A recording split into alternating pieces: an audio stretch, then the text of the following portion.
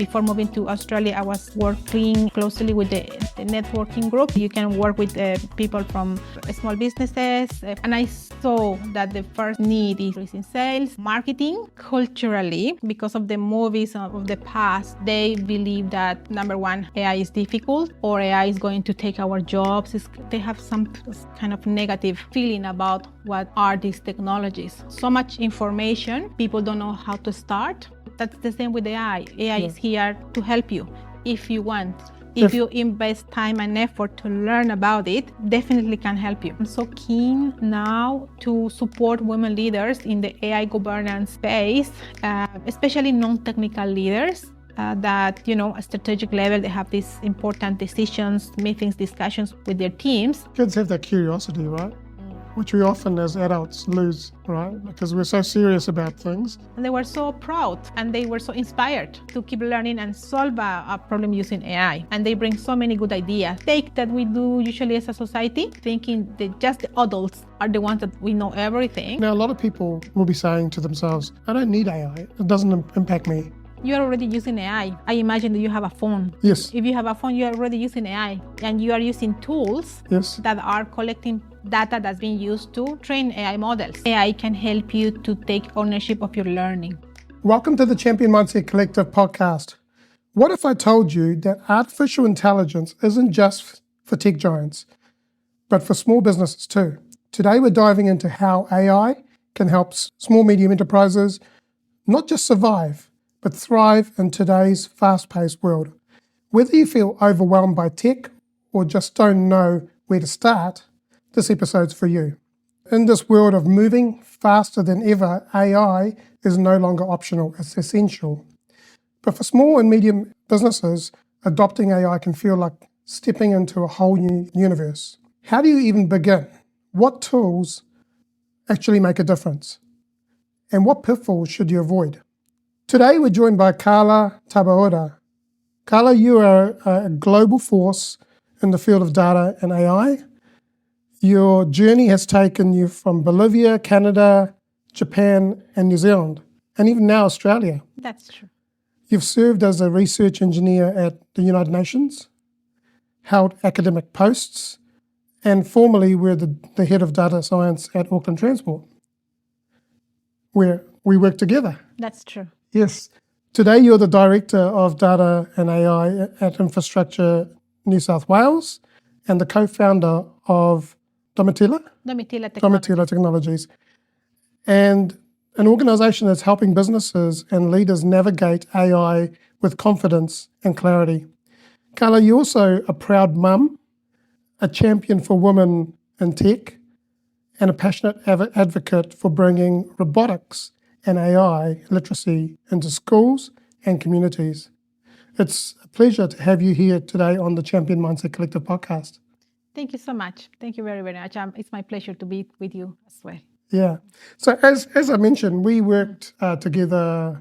I think I was there for about 3.5 years, and we worked most of that time alongside each other. That's very true. Yeah. We started, if you remember, organizing these road shows for the business, because that time I started building the AI practice, data science practice at Auckland Transport, and there was no clarity about what is the difference between reporting, analytics, and AI and data science. And together we organized these sessions with different customers, internal customers, to explain what's the difference, how what we are doing at the moment is analyzing the information, the data of the past, right? And we can produce a good report for us to understand where we are. However, we can apply AI and data science to use this historical data to predict, and then based on that take the informed decisions about what business action. We'll dive into that a little bit later, but thank you so much. Karla, I'd like to ask you about your journey in life from a child to this point. Like, what have been your highlights of your life? What got you into data analytics and AI and data science? Both you and your husband are both proficient and have PhDs in data science. Is that correct? Yes, that is true. As you said, I'm originally from Bolivia, from the Andes part. I'm an Andean girl from the mountains. And as you can imagine, that time when I was a children, the 80s, it was a very hard time for not just for Bolivia, but for Latin America. That time in Bolivia, we have almost 70% of the population under the poverty line. Our parents were very concentrating in basically surviving rather than giving opportunity to children. And I was a very keen girl, keen to study, keen to learn new things. And I was usually asking, can I learn English? Can I learn French? Can I learn this or that, or playing piano, whatever? And the answer was mainly no, no, sorry, no, we cannot afford, no, no, no. And as I said, not because my parents were bad people, but because it was a really hard time in Bolivia for everyone in general. But from that time, because I received so many no's, I realized when I was, I think, 13, 14 years old, that if I'm going to achieve something in life, I have to make it myself. I have to find my way because I cannot rely on others, even though I love all of my parents, but I realize they have a different priorities. So I need to rely on myself. And that's when I started. So of course I fight for my education from that time. I wanted to study at the university.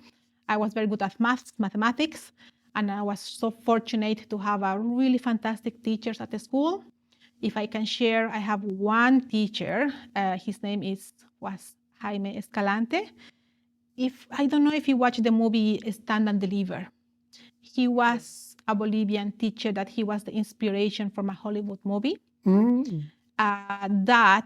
He really believed in their students and what they can become, what they can be. And he was very strict, and he was helped them to learn mathematics, and most of them passed and entered university and become a fantastic professionals in their areas.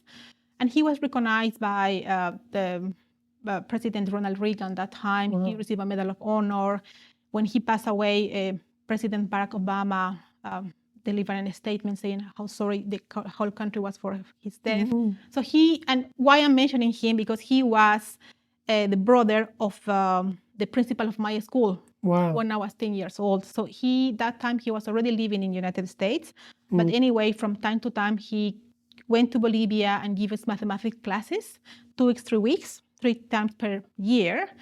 And that's where he put these ideas in our heads that, you only need desire, ganas to improve in life, to build your own path, that mathematics is a powerful equalizer. And so many fantastic ideas. I have good teachers, and then after that, I fight for my education. We didn't have, as a family, a lot of resources, financial resources, but I find my way to enter university, finish, and then I find my way to study in Japan, because I live 10 years in Japan, 10 years in New Zealand, now in Australia, as you mentioned. But yeah, when I believe in something, I find my way to make it happen. That's amazing. It takes a lot of dedication and belief in yourself. Yes. Right? Yeah. And so in Japan, were you studying, just taking on your studies of data science further? That's a very good question. I am originally a systems engineer. I studied systems engineering in Bolivia, in Bolivian Catholic University for 5 years. The degrees there are 5 years for engineering. But my dream was always to study in Japan. Again, when I was 10 years old, I watched a fantastic TV drama, Oshin, and that brings me, I want to study someday in Japan. But I went to Waseda University, and that time I entered to a laboratory about evolutionary computing. That was something absolutely new for me, with my husband together. My son was 1 year old at the time, so we were 2 students with a baby that find our way as well to study. But we were so fortunate that we find such a fantastic teacher. His name is Professor Kotaro Hirasawa. He was innovating using AI, data science, machine learning techniques to analyze big data. So that's the first time that I was introduced to data mining. And I can tell you that I'm already 20 years in the field of AI and data science. And from that time, 2005, I am witnessing the evolution of these technologies. And that time it was data mining, knowledge discovery process. I was fortunate to work with people, professors like Professor Zadeh. He was the father of fuzzy logic. He worked with my professor at the university. And that time, the first conference that I attended about NLP, LLMs, I will explain, it was, for example, words computing, because that time it was very common to compute numbers, numeric data.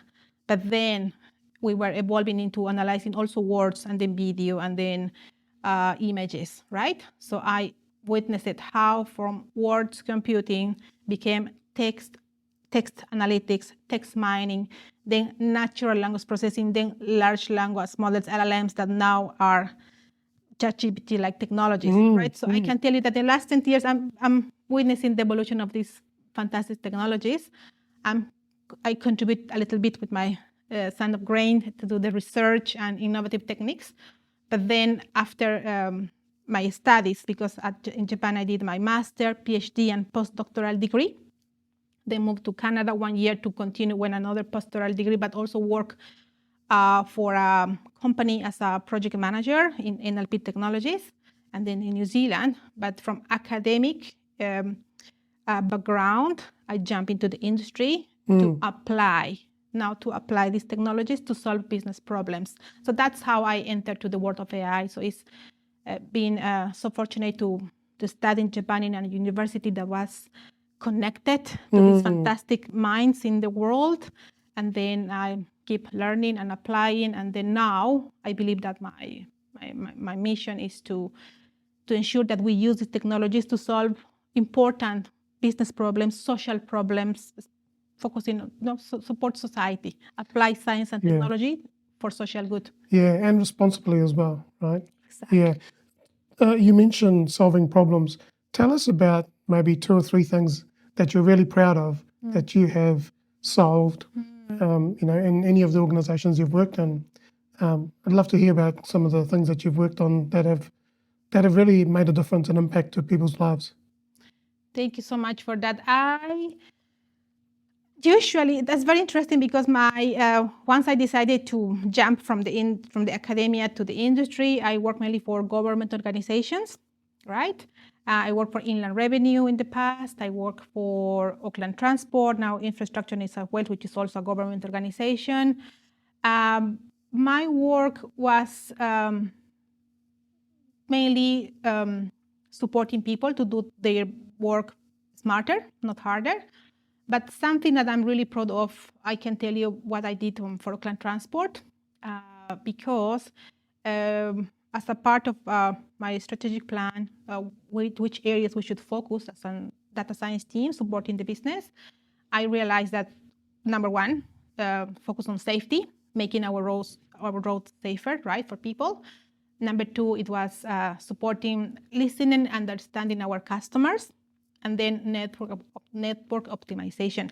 But the second one, the listening and supporting our customers, I was very keen to do that because, as you can imagine, at Auckland Transport, we receive so many interactions, complaints. And sentiments. Yes. Yes. A lot of daily from people from different segments. And I was so keen to use this information, this rich source of information about how we can use it, analyze it, and improve. How can we improve our services, products, and processes that we are doing. One specific example that made me really, really proud is that our work that was for schools. We built a solution that was analyzing complaints coming from parents, teachers, and students themselves that we store in a specific CRM database, right? And what that time, we had a specific team, the community transport team at Auckland Transport, that they have to deal with, they have to visit the schools every year, several times. And it was true that every time that they go, they were with empty hands, like, how are you? How can we help? And usually the response was, you should know what are my problems. I told you last year, but a different person came, so why you don't know? People were absolutely frustrated, as you can imagine. But what we did is we built a solution, specifically a dashboard, where we were identifying from all the complaints that we were receiving, identify using NLP technologies, for example, natural language process technologies that identify from thousands. These are related to schools. What are the common topics, themes? What are the issues, problems, and problems? So what we built at the end, it was in a map.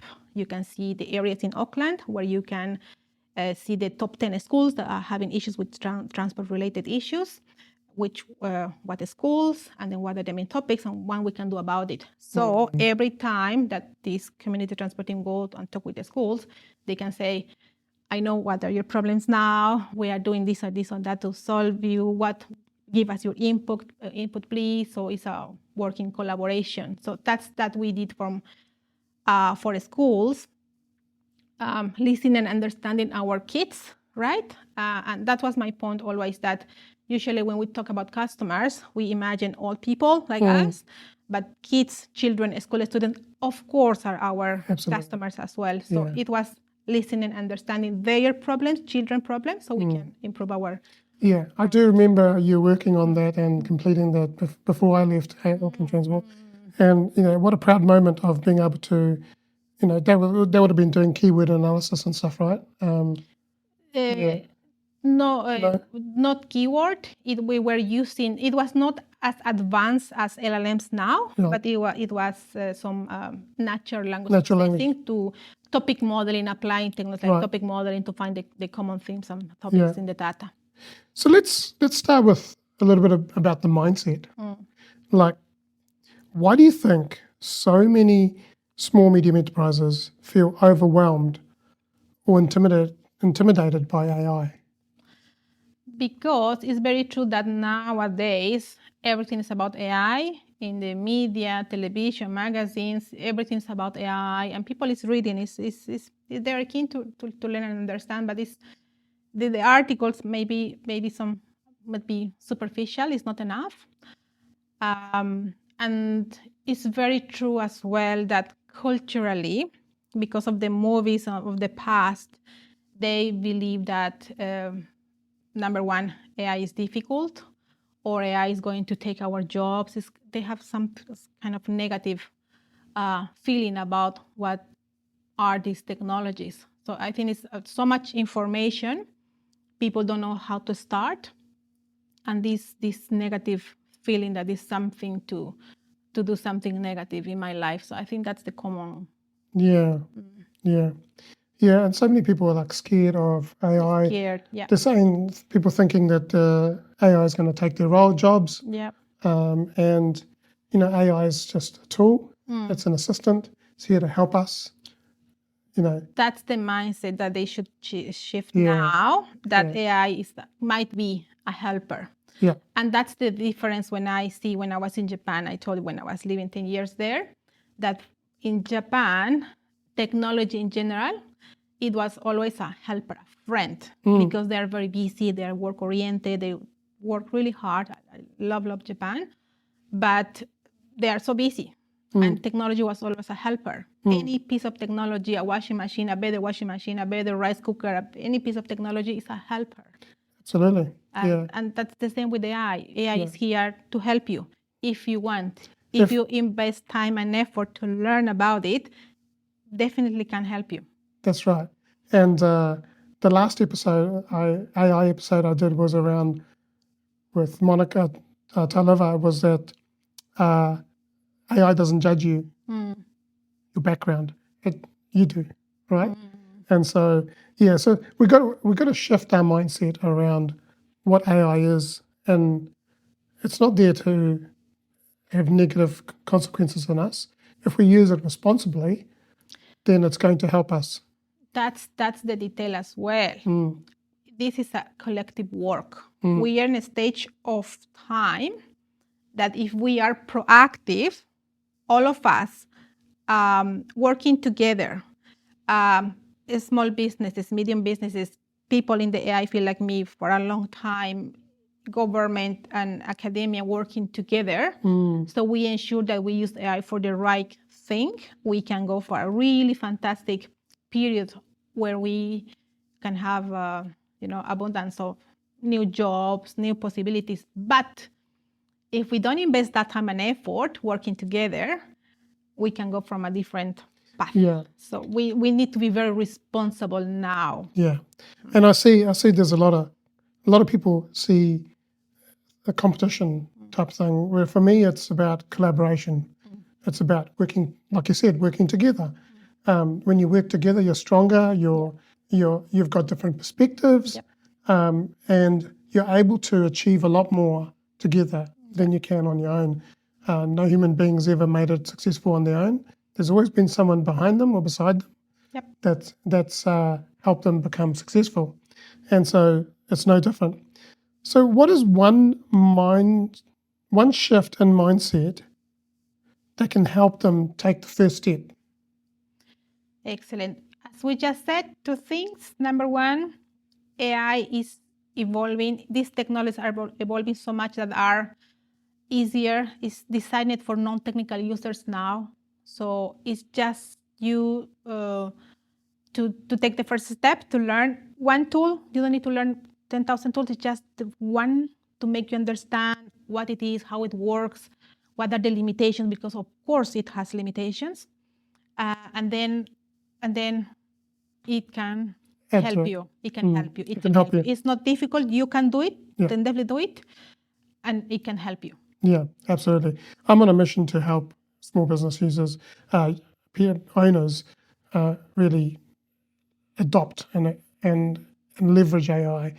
And so I would love to be able to show people, hey, here's a tool that you can use and be able to just one thing, as you said, there's so many tools coming out. Yeah. There's so many large language models. There's every day there's new tools coming out.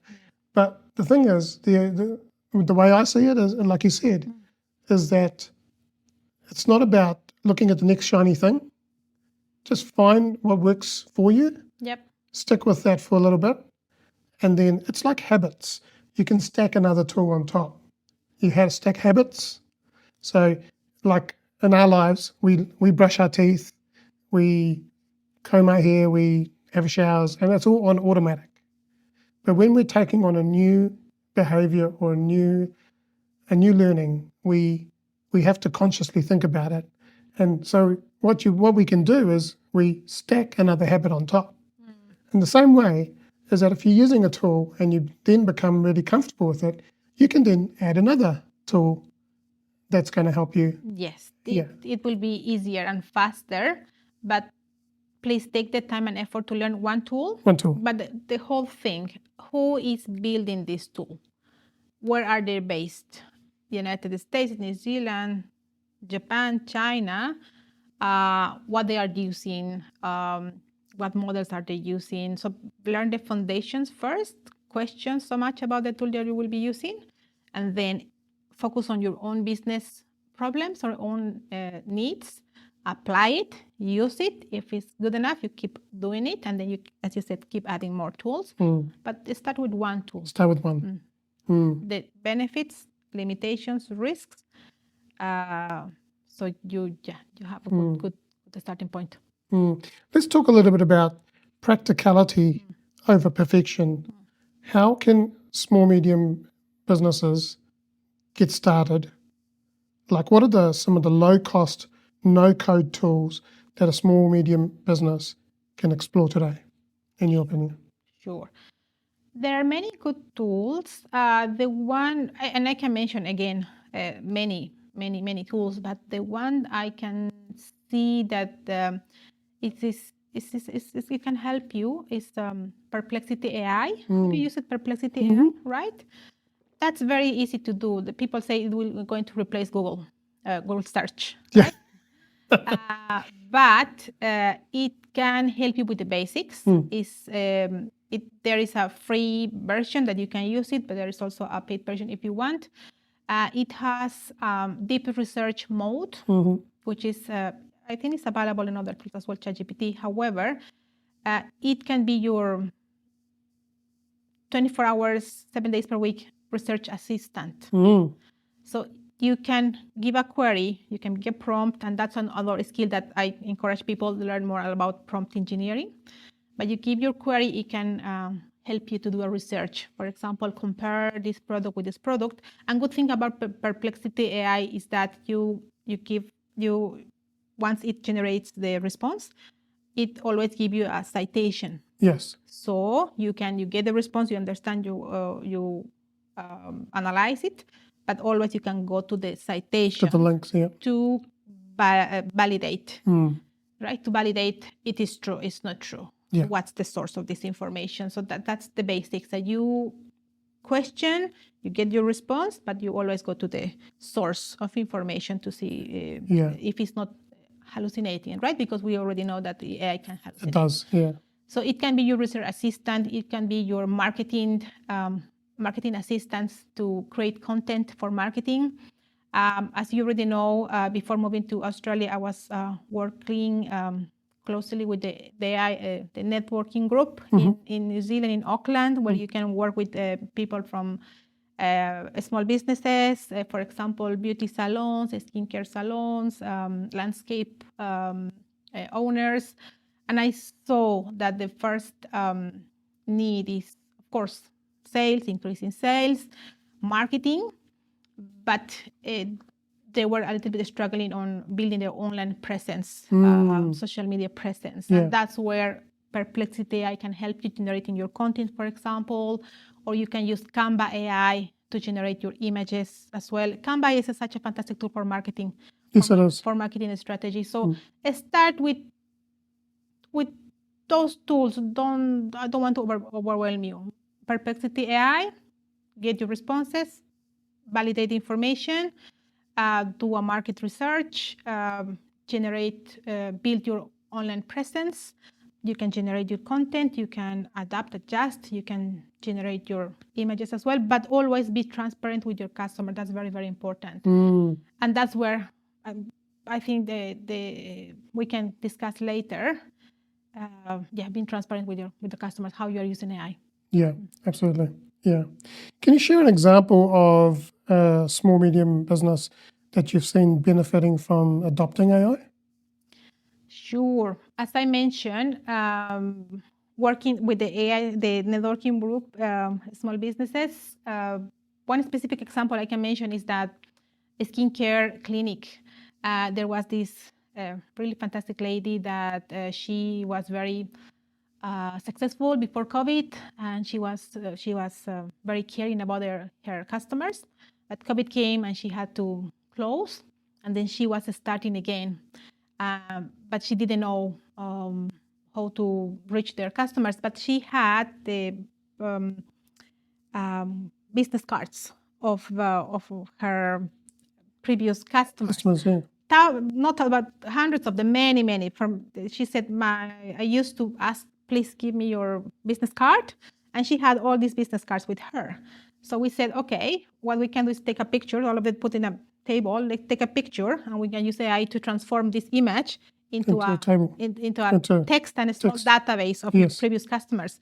So we did that with her, and then we help her to build a database. And from that, we start with email marketing, building the content from Instagram, for Facebook, and so on. And she reached the previous customers. They were very happy to know about her. Oh, you are in business again. That's fantastic. She came back to her, and from there, we help her to keep growing and to build the business again after COVID. That's amazing. Yeah, it's a lot of people don't know what gold is sitting under their noses, right?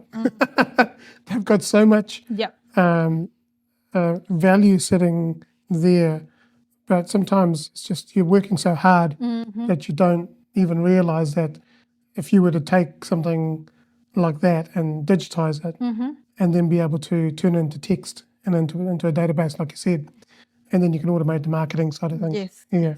So that's amazing. Thank you for that. What are some of the common myths or misunderstandings around AI?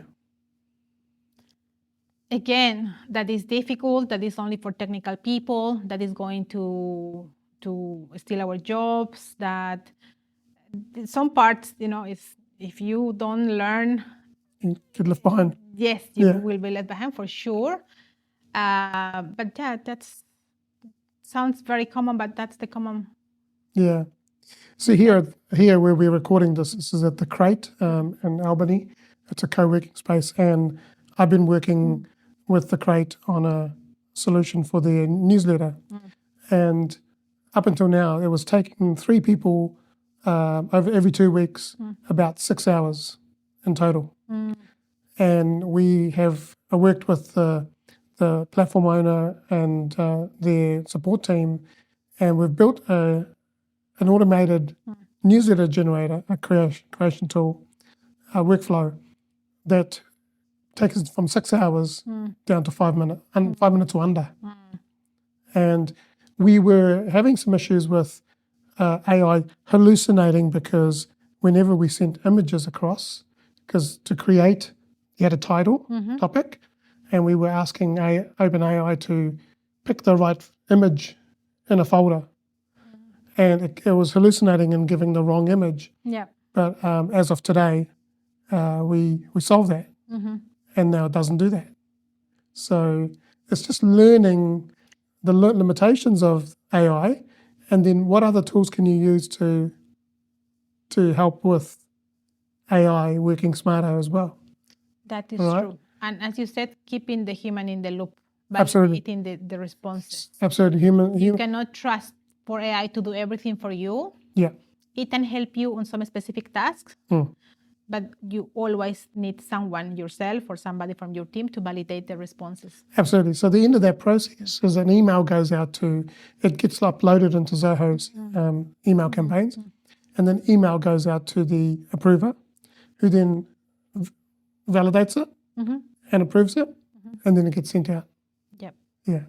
So so we've two newsletters, one for Albany here and one for the Hamilton branch, and we've automated that.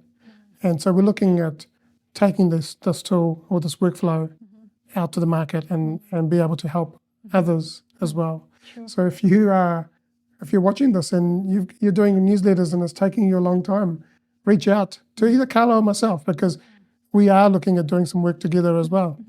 So yeah.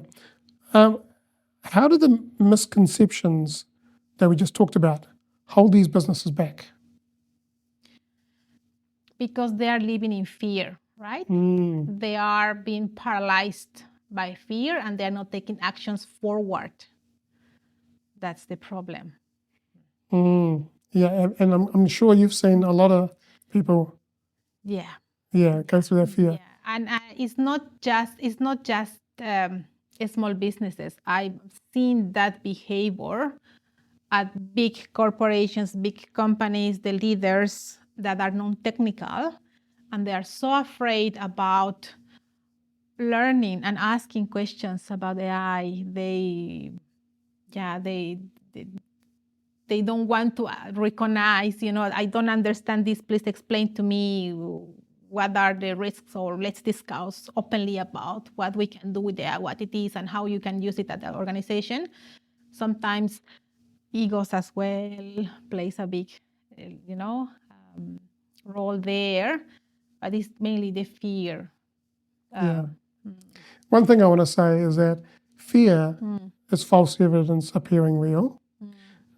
Fear is actually your friend. It's giving you feedback. And life is about expanding. It's not about staying in your comfort zone, because, and I've said this before on this podcast a number of times, your comfort zone is where your dreams go to die. So life is about expanding our comfort zone. And our brain is an amazing organ and an amazing tool, but it keeps us limited because of the fear. And all we've got to do is keep showing our brain that if you take a little step and everything's okay, nothing's happened, you're still alive, and then you take another step. And eventually you can program your brain to not limit you, but it will actually start helping you move forward. So yeah, remember, fears are just feedback. So I encourage you to push forward. Yeah, understand why you are feeling that way. Yeah. What is making you uncomfortable? And then if you overcome what's after that, what new things you can explore. And also, egos are not a bad thing. We've been taught that ego is a bad thing, but there's a good side of the ego and there's a opposite side of the ego, right? I agree. So I agree. good and bad are just opposites of each other. We can use our ego for good, or we can use it for bad. Agree. Yeah. Agree. So we've just talked about. My next question was around how would we reframe the fear, and we've just talked about that. Yeah. The next question I have for you is: you specialize in AI governance and inclusion. Why is that so important in any organization, but especially in small and medium businesses as well? Sure. In the same way that I feel very passionate about applying science and technology for social good, I'm also very passionate about using it in the right way, responsibly, right? And specifically with AI, you have to be responsible at every level, not just a big corporation, but also SMEs, as you just mentioned, to understand how can you use technologies in a responsible way. And that means that you establish a clear guidelines for yourself and for your team, whatever the size, how we should use this, how are we going to use these technologies, right? To create content, to build images, and so on and so on. And then that will help you once you have that clarity, then you can be transparent with your customers, and then you can keep building the trust. That's the most important. You, at some point, you are going to use AI. AI is not going away. It's here and it will continue evolving and be more present in our lives more and more. And you will be using AI, believe it or not, if you want or not.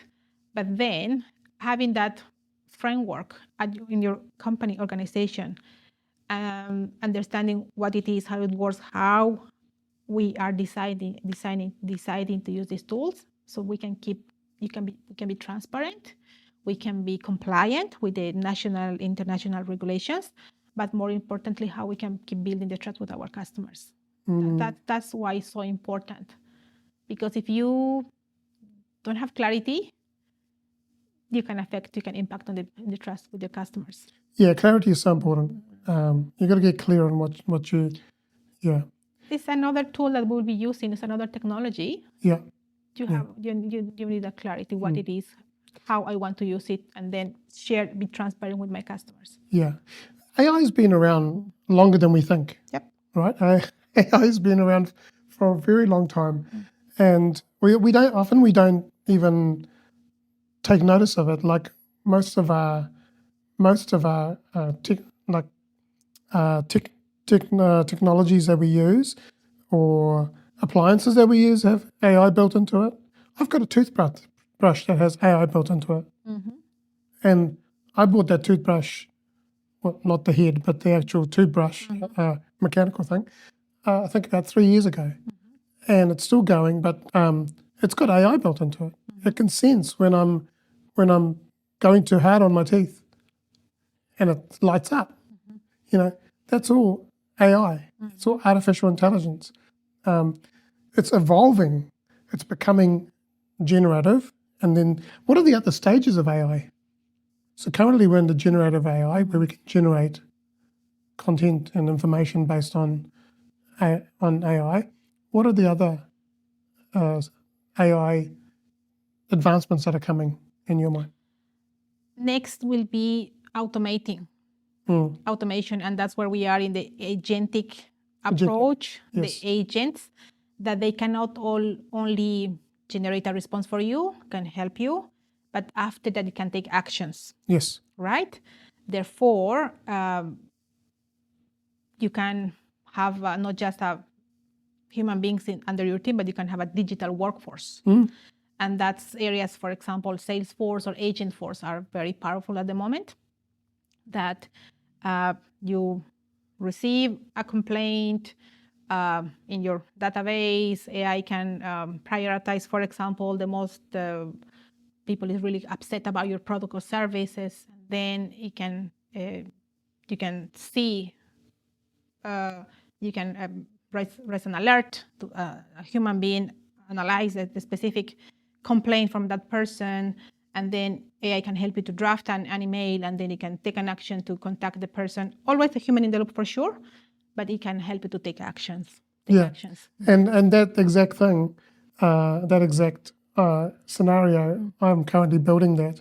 So for the crate, we have the Google Business reviews, and I'm taking those Google Business reviews, and if it's four stars or above, we're looking at automatically responding to those, and then sending an email to the team, and then if anything that's 3 stars or below, that is a heads up of improvement.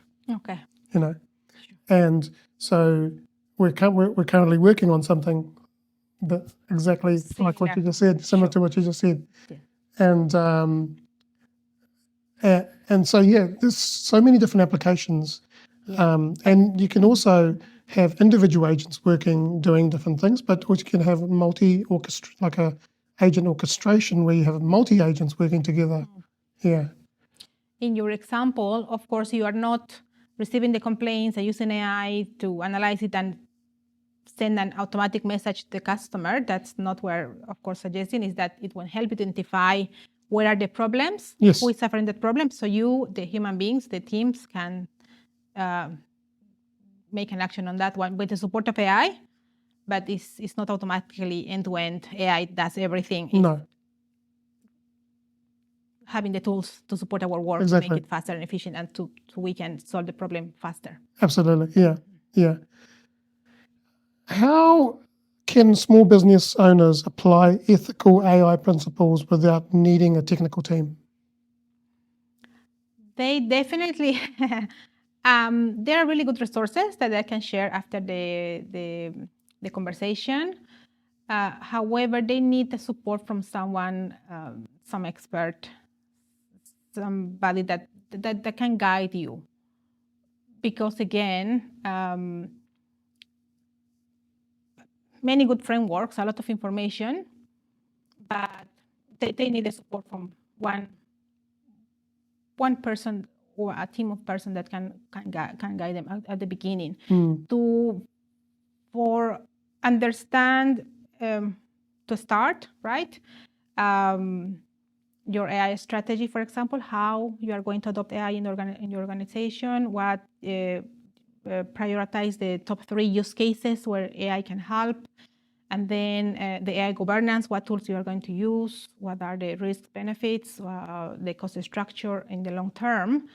So you need someone that can help you in the first step for sure. You can read so many books, you can learn by yourself, but at the end, I recommend to have someone that you can trust that can help you in that first stage. Yeah, and I think it's also important that you mentioned AI strategy, and that's not an independent thing. That AI strategy is part of your business's strategy, right?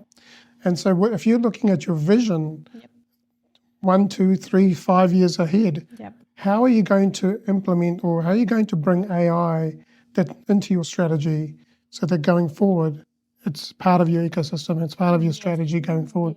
Yes. It's a really beautiful exercise when I work with business leaders, because it's for the leaders to remember what's their mission, what's their vision, as you said, 1, 3, 4 years. What are my business priorities? What are my goals? And then how AI can help. And that's where you can build your AI strategy. What data do I need to collect, improve the quality and so on, and what are the priority use cases where AI can help? And then from there, you have your map and you can start implementing AI. Yeah. But I think you need someone that can help you in that first stage. Yeah, and then I was talking to a client last week, and they were talking about how do they embed AI into their business, and I said, well, what is your strategy? What is your vision going forward? And so we're going to be working with them on, me and another professional are going to be working with this client on their vision and their strategy, and then how do we bring AI into that and making it so that there's security with data, but also sensitive data, sensitive data data. privacy, how you protect the data of your customers, how you ensure that you're doing the right thing, how you're being compliant with GDPR regulations and so on. Yeah. And one of the things I built some AI agents for a client and 3 of his websites. He's got 3 clinics and 3 of the websites. And none of those agents are going out to the internet. Yep. They're solely working within the knowledge base of that clinic. And so I've trained it to make sure that all the answers are coming from within the knowledge base and not from outside. And the customer is really happy because he's like, all of his information is now this agent knows about. And it's talking like the doctor. And so he's quite happy about the way it's working. But yeah, it's so important that,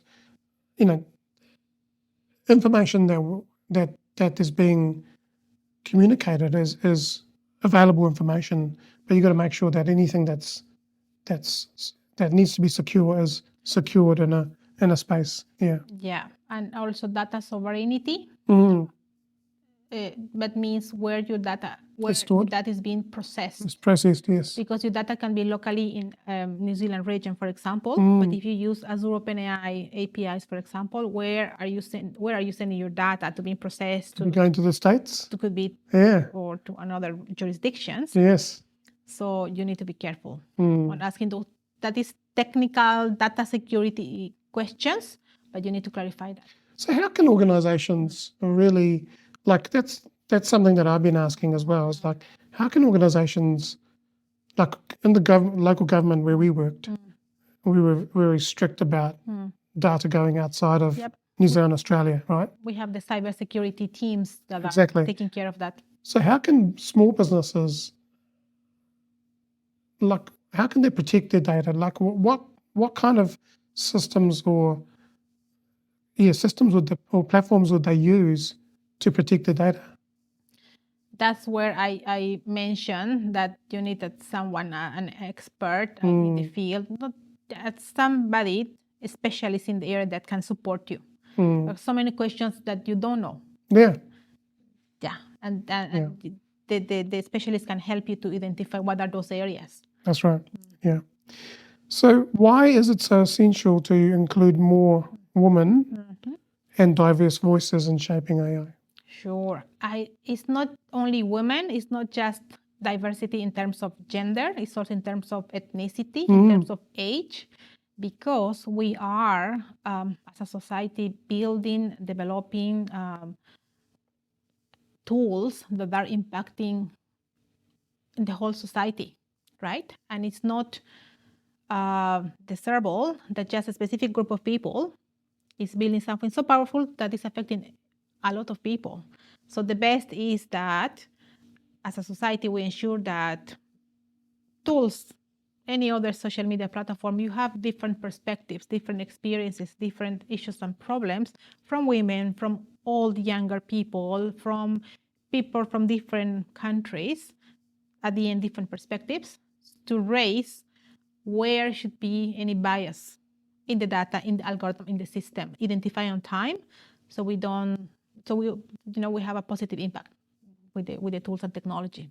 Different perspectives. Now, a lot of people will be going, will be saying to themselves, I don't need AI.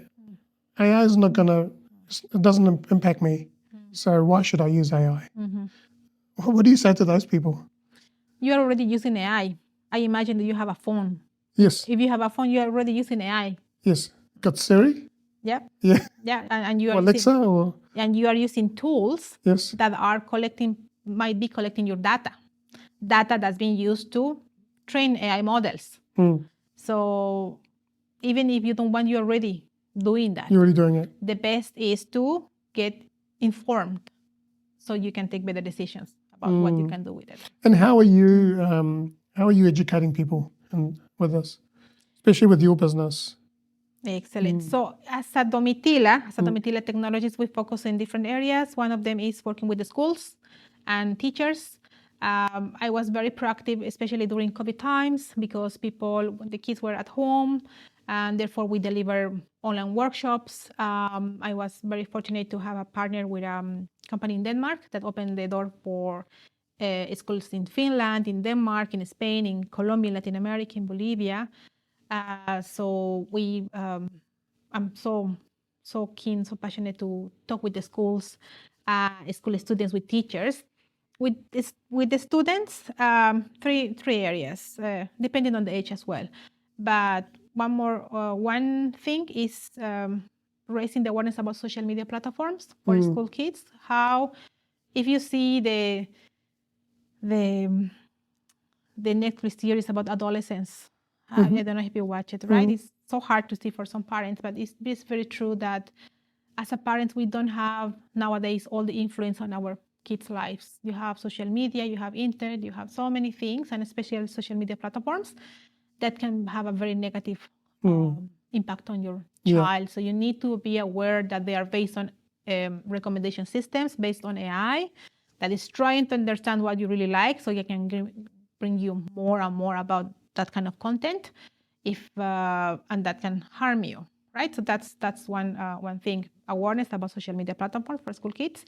Number two is awareness of the new careers and areas because of data and AI. As you can imagine, I'm data scientist, but I work with machine learning engineers, with data governance managers, with data engineers, with AI ethicists. All of these are new areas, new careers that students mainly they're not aware of, and if they are exposed, they can maybe explore and they can find a new passion, probably, right? But at least it's not my intention to make everybody an expert, but at least to expose these new areas, educate people, so they can explore a little bit and find something very good if they like it. So it's raising the awareness with the school students about the good and the bad about social media, new careers, new opportunities, and how they can apply AI to solve problems. Because that's the beauty nowadays, that we have the power of solving problems using technology. It's easier and faster now. And each of us, we have our own unique experiences, right? And own community, own family, own problems. And if you are keen to learn, keen to apply, you can solve a business problem for your family and maybe for other families as well. That's right. Right? So I work with the schools doing this, but I also work with women leaders. I'm so keen now to support women leaders in the AI governance space, especially non-technical leaders that, at strategic level, they have these important decisions, meetings, discussions with their teams. And I want that women, usually, not everybody, but of course, mainly, we care so much about society, we care so much about other people. And then I want them to have the tools and resources and the understanding, the learning, to push for AI governance, for responsible AI implementation in their companies. Therefore, they can ask questions about, okay, what's the model, where the data is processed, how are we, how AI, responsible AI looks in action, what's the reference architecture, what's the technical implementation, how are we ensuring that our AI solutions are not here and there, how are we having a control? So if tomorrow our customer asks us, how are you using AI? What solutions you are delivering using AI? We have all the information in one place. Here, what are we doing? So I want women leaders to be, to have all the support to do that, to push for responsible AI implementation at their companies. That's awesome. That's amazing. Thank you for sharing that. What role do you think that educators, parents, and kids play in shaping the future ready workforce? Everybody has a role, starting with government, to make the regulations and laws so companies are fair with what they are producing. Companies, and they are AI developers and data scientists, to build the right solutions that are going to impact society positively. Leaders to ensure that, but also educators and parents and kids as well. Each of us have their own responsibility and own role. Learning what it is, and then to build the workforce to be prepared for what is coming. And what message would you send to government or educators who might be not really ready to do that, who may be resisting it?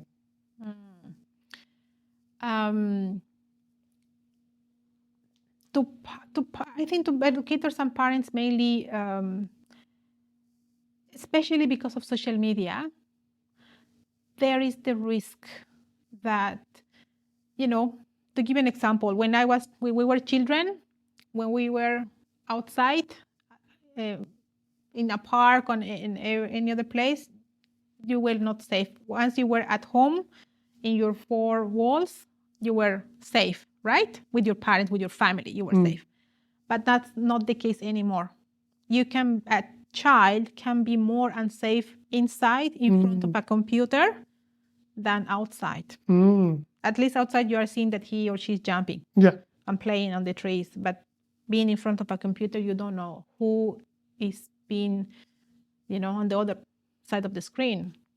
It's really, really scary. So, because there are many conspiracy theories, a lot of false information out there, kids can put our ideas in their heads that can be so harmful. And that's why we can lose the emotional connection with our kids. That's very scary. You, as a parent and as educated teacher, if you can help support that, so people is more aware on the risks and on all the false information and fake information is out there, that is, their objective is to brainwash some minds, right? You need to be more proactive, learning and understanding what are the tools, what are the risks, what are the bad side, so you can protect your children more effectively. You can support, as an educator, support parents and children to be, to be connected emotionally and secure and safe. Last question before we go into the quickfire questions. Tell us about the robotics workshops and how that mission started. Oh, excellent. It's mainly about AI, not so much about robotics. My daughter is the one that loves robotics, and she wants to continue with that. But the workshop that I mentioned that we deliver during COVID times from different countries is, I do that as a Domitila, but also as head of data science or working for a specific organization. I'm so keen to organize sessions for technical and non-technical people, organize for hackathons, or I did it for Auckland Transport. If you remember that we did the workshop for children, for the children, that it was a fantastic 2 days that we involved the computer vision team, and we share with the kids, what's AI, how does it work, how are we using AI at Auckland Transport, what other New Zealand companies are using AI, what problems they are solving. And it was so fantastic to see that for some kids, they thought that, AI is something that, countries like the United States can do it or Europe can do it, but not us.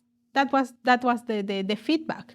But when I share with them, we have this company in New Zealand, it's a New Zealand company, they are doing such an amazing things, and look at this other company, New Zealand company in Christchurch. And they were so proud and they were so inspired to keep learning and solve a problem, social problem, using AI. And they bring so many good ideas. So I think a mistake that we do usually as a society, thinking that just the adults are the ones that we know everything. Every time that I work with kids, I can tell you that I learn so many things from them, and that we are wasting so much intelligence and freshness and unique perspectives from them, that they can help us all together, can ensure that we use, beautiful technologies for beautiful purposes. Kids have that curiosity, right? Which we often as adults lose, right? Because we're so serious about things. but kids have this curiosity, and I've been watching my girlfriend's daughter. Like, she's just so curious about AI, and we have conversations about about ChatGPT and different things. And it just amazes me how they are so quick at embracing it and learning. Digital native. Yeah. Even my daughter, like gave her ChatGPT, and she started creating these images of horses and sequential prompting of, oh, now I want a horse that's brown, and I want the girl to be this color and with this black hair or brown hair, and she's only 11 years old, but to watch her do the sequential prompting and be able to get the outcome that she wanted, it's yeah. I mean, some of the adults I talk to don't even know how to do that. And also, here's a question for you. So I've learned, but a lot of people go, well, I used AI once. I asked it a question, but it didn't give me what I wanted. And my point of view is, if you ask a human being a big loaded question, do you think they're going to be able to answer that for you effectively? No. You may need to chunk it down and ask it. Right? Yeah. What are your thoughts on how people can prompt with ChatGPT or Claude or any of those tools? Sure. I believe, the example that I'm going to give, maybe, I don't know if we resonate with you, but I believe that women have so many years of training in prompt engineering. Wow. Because why is that? Because in my case, I'm 20 years married, right? Yes. 20 years telling to my husband a really specific instruction about what to do something. Yes. If I'm too general, he will not do what I'm expecting. That is true, yeah. If I say, clean the house, please. He might clean. Whatever. Not the solution I'm looking for, not the right clean I'm looking for, right? But if I say, as the gardener of the house, right? We are having a party this weekend context. Please go to that specific place, do the specific instructions, so maybe the result will be better, right? So it's just a joke, saying that, you have to learn prompt engineering a little bit to give a specific query so you can get the results that you are looking for. Yes. I think that's absolutely true. It's absolutely spot on what you just said, because us men want specific information. We just want to know, what do you want done? Right? Yeah. Yeah. So we're looking for concise information as to what is it you're requesting. And when it gets too general, too broad, you don't know what to do. We don't know what we're going, I can't read your mind. And exactly. So AI is the same. If you throw something very general at AI, it's going to go, well, it's going to give you a response that of course you don't want. But if you were to break that question down into little chunks and do sequential prompting, and when I mean sequential prompting, it's like ask a simple question, then add another question to it once you've got that answer.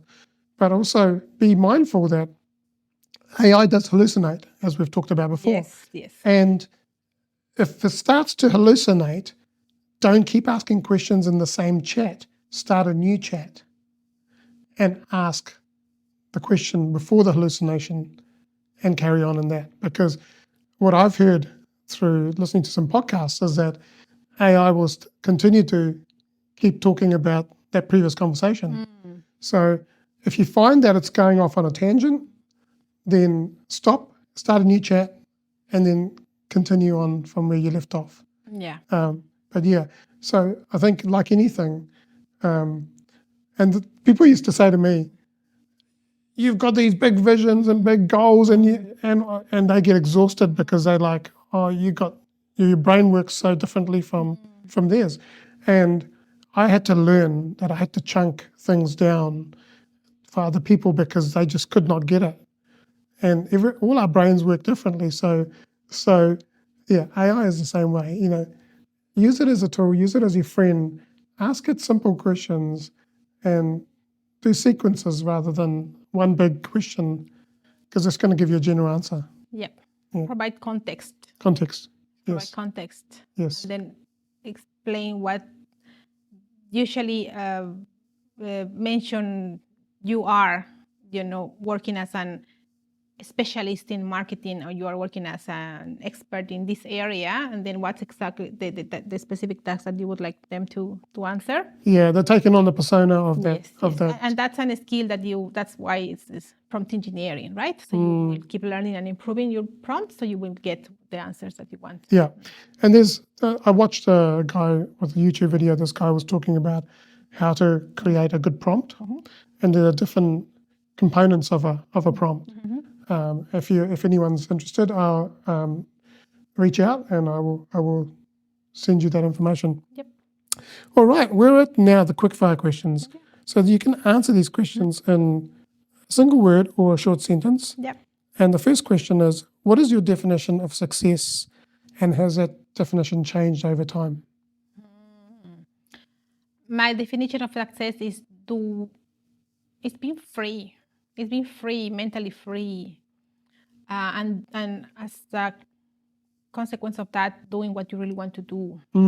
Because coming from a very traditional society, when people on society and culture put so many limitations, especially as a woman, how you should wear, what you should behave, what heels, having self-awareness of those limitations, and then be free and do what you really want to do, instead of what the people will think about you. That's for me success, doing what I really want to do. Who's been your greatest inspiration and why? I'm a very self-motivated person. I encourage myself to do whatever I want to do. But if I can choose someone, I can tell you the women of my country in Bolivia. I can tell you that they are incredibly hardworking and resilient. A specific memory that I have when I was 10 years old is that there was a program in Bolivia where we have the roads, and the government hired a specific indigenous community to build the roads, but the payment was not cash. The payment was groceries like sugar or pasta or rice, and they were incredibly happy because they can use those groceries to support their families, right? And they were working under the sun, wind, and rain and everything. And from that time, I realized that when you help women, you just not help one person, you help a family, you help children, you can help an entire community. So specifically, the woman of my country, I can tell you, is my inspiration. What is something that you believe that others may disagree with? I think it's religion. Bolivia, my country, is an incredibly Catholic country, and I was very Catholic 20 years ago, but I realized that at the end, religious institutions are just led by human beings like you and me that have, greedy problems, so many issues. So I don't believe in religions anymore. Yeah. If you could go back and give young Karla a bit of advice, what would it be? I can tell myself, keep fighting for your education. That's definitely, education is a magical key that can open doors for you, as happened in my life. Keep fighting for your education, but also at the same time, start, learning about entrepreneurship earlier in life. Start finding how you can add value to society. You can make a business, and I should start, I think, earlier. So now that I am, this knowledge and expertise in AI, I can be more effective supporting SME, supporting women, because if I build earlier these entrepreneurship skills, I can be more effective now. So I can tell her, read books about entrepreneurship, start your business, whatever it is, and you will keep learning from that. And one day you can join together. You're going to love this. My daughter, she's 11, Olivia, and we've pulled her out of school. She's now being homeschooled, and I'm teaching her AI and entrepreneurship. So how to start her own business. And at the moment, the thing that she's passionate about is she's a nail technician. So interesting thing, talking about AI, Canva just released the AI code for me AI. Yeah. And They announced it last week. Okay. Yes, and I got it on my Canva, a paid Canva, and I've been using it. And I said, Olivia, let's create a tool for you so that you can then, because she was saying, oh, I charge $20 for nails. And I went, that's probably your materials that, you're recouping. So I built this tool and I said, look, we're going to write this. And it started writing the code and it built the tool.